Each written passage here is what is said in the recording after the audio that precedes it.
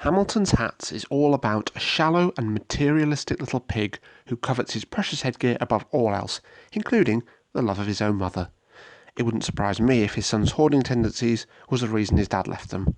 "I can't take this bullshit anymore, Karen. Either the hats go, or I do." That is very much the look of a pig who is settled.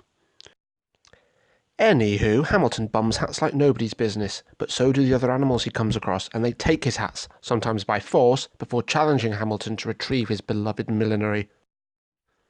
This he does with bravery, determination, and patience, which sees him, at one point, literally climb inside a crocodile's goddamn mouth. But it's the final act, one of kindness, that's the hardest for Hamilton because he's a monumental prick and values pieces of fabric above animal life.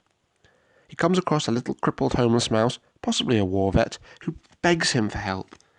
Hamilton practically tells the mouse to go fuck himself, but then he has a change of whatever he has instead of a heart. What causes him to do an about-face? Was it that he considered the plight of our nation's homeless and wanted to do his bit to eradicate rough sleeping?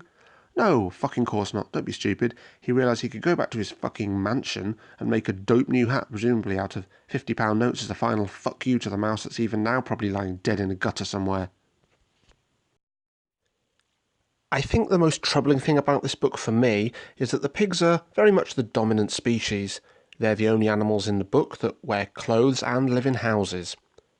Presumably that one mouse isn't the start and end of homelessness. We can safely assume there are others. If so, Hamilton could probably make a sizable dent in the homeless crisis, at least for the smaller animals, what with his vast array of hats. The fact he just chooses not to makes me think of Hamilton's Hats as very much a spiritual, if not an actual sequel to Animal Farm. George Orwell will be turning in his grave.